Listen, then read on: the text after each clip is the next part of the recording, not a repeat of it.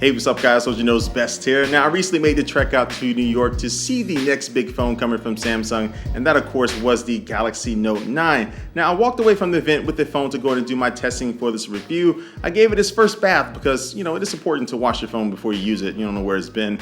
But no, seriously, I wanted to really see if this phone could maintain its title of being the best all-around phone that you can buy. So let's go and jump right into the review and see if it has what it takes. But first, it's going to get the elephant out the room. This phone starts off at $1,000, which is about $40 to $50 more than what the Note 8 launched at last year.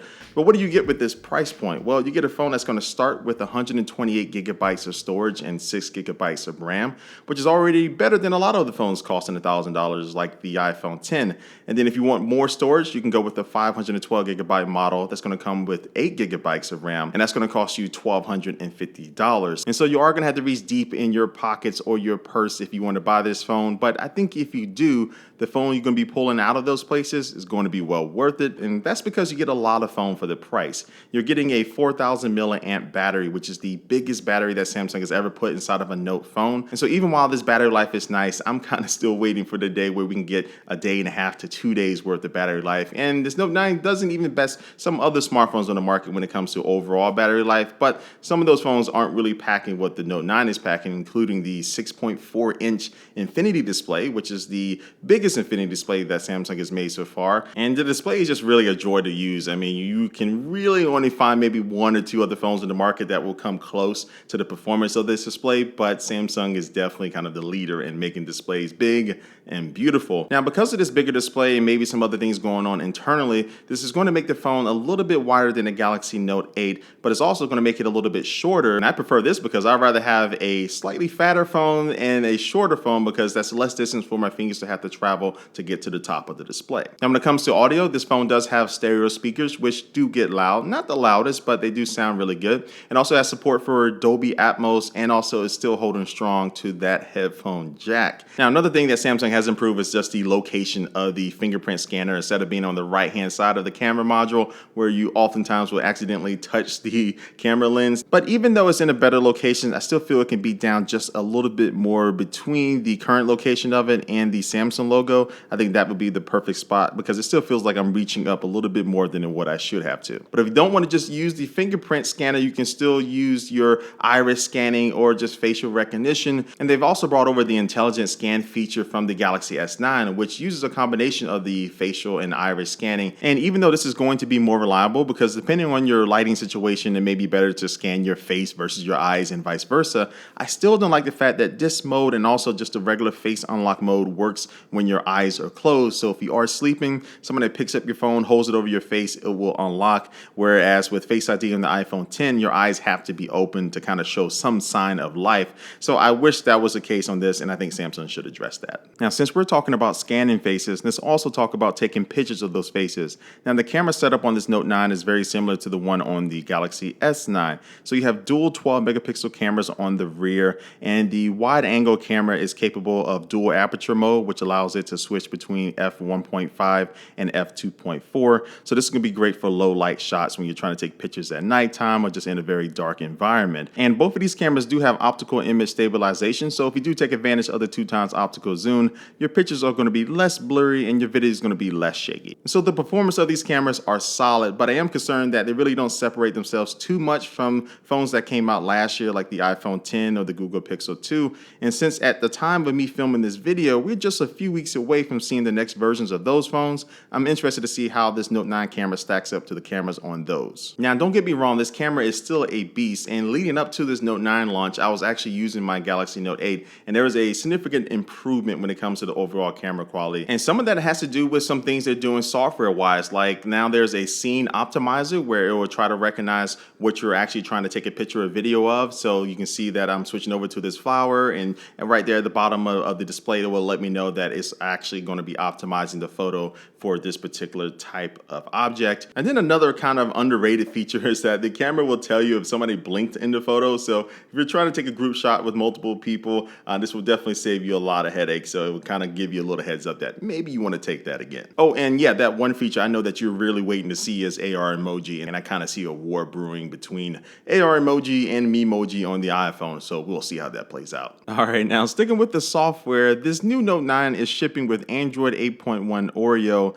and not the new Android 9.0 Pie. So it does suck that we can't get the new hotness with this new Android software right away with this new flagship phone. Eventually, the update will come down the pipeline, but we just don't know when that is. Now, this would be a bigger deal if Samsung just used a stock version of Android like the Google Pixel, but since they don't and they run their own custom version skin on top of it, I find that even though that skin is great, even though all the different nuances and tweaks that they've made to the software over the years, they've really done a really good job at fine-tuning it when it comes to notifications, when it comes to all the different enhancements. But I still would like to see useful features like a built-in screen recorder or navigation updates like you find on the Oppo Find 10, where if you're moving around an app on your home screens, it will pull up all the home screens that you have and you can see the layout of them and you know exactly how your app will fit in on that particular screen. And so nitpicking about these little things is just a testament to how great the software is. I mean, it can do 99% of the things that I want to do with the phone, but I just think these little tweaks will just enhance the user experience. Now, I also see this need for software improvement with the new Bixby 2.0.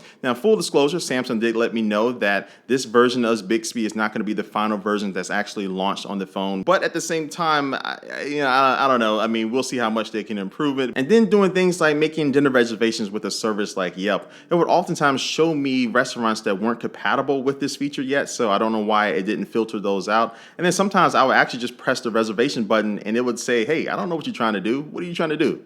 And I'm like, okay, thanks, Bixby. And then I just switch over to using Google Assistant, and that just works so much better. And it's only going to get better with Android Pie when it finally gets launched on this phone. So I think Samsung just has this work cut out with the Bixby. All right, so let me just lay off Bixby for a little bit and get to another high point of this phone, and that is the S Pen.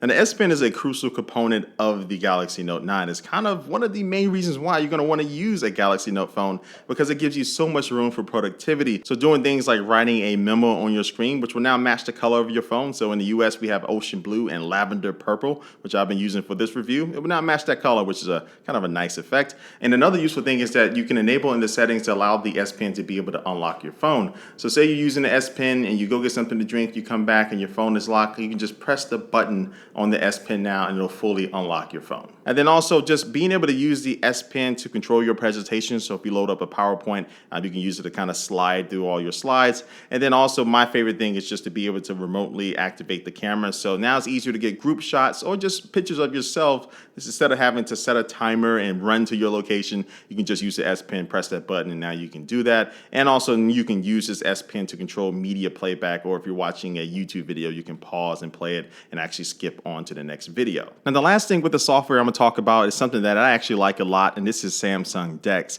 And so Samsung DeX turns the Galaxy Note 9 into a mini PC basically. And now instead of buying an expensive dock from Samsung to do this, you can now just pick up a USB-C to HDMI cable from your favorite electronics store and plug it into a monitor, and now DeX is up and running. Now the cool thing with DeX is that you can still use it while also using your phone at the same time. So if you are getting text messages in, or you want to use the S Pen to write something down on your phone, all will work simultaneously. And it would be more comfortable to have your own mouse or keyboard to use at the same time, but if you don't, you can just use the Note 9 as a keyboard and also as a touchpad to be able to navigate the OS. And so I heard a number of people say that Samsung DeX is unnecessary. A lot of people aren't going to use it, but for me, I'm like, it's in the phone, it's not going to hurt. And I think this is one of the things where they are stepping outside of the box with allowing this to be available if you do need it. And I could tell you that if I needed to edit like a Microsoft Word document or a presentation, I would rather do it in front of a monitor than have to do it on the phone. And this is something where if you need it, it's there. If you don't want to use it, that's fine. But I still like the fact that he took the time to put it in the phone, and I can't complain about that. All right, so I'm about to wrap up this review, and I'm going to keep it straight to the point. The Samsung Galaxy Note 9 is the best all-around phone you can buy. It can easily replace your laptop, your tablet, your digital camera, and your notepad. And there's really no other phone in the market that can do all of those things, or especially do them well. And what I find with the Note 9 is that it is starting at $1,000, and nobody likes to spend that money on the phone. Not me, not you, nobody. But compared to most other $1,000 phones, I don't think you're going to feel too bad at paying that price, because you get so much with one device. And yeah, there isn't that one feature that really stands out that's new and it's going to be kind of the talk of the town. But I think they're probably going to be saving a little bit bit of that for next year when they announce the Galaxy S10 and the Note 10, since 10 is a very special year in the tech world. And so to me, Samsung has learned from the Note 7. They refined with the Note 8, and they have delivered with the Note 9 and making the complete all-around phone. And if you're just looking for a phone that's the jack of all trades, well, this is the one. So I'm wrapping up this review. Make sure you follow me on my social media networks, subscribe to this YouTube channel, leave a comment down below what you think about the Note 9. And like always, I want to thank you for watching this video, and I will catch you later. Peace.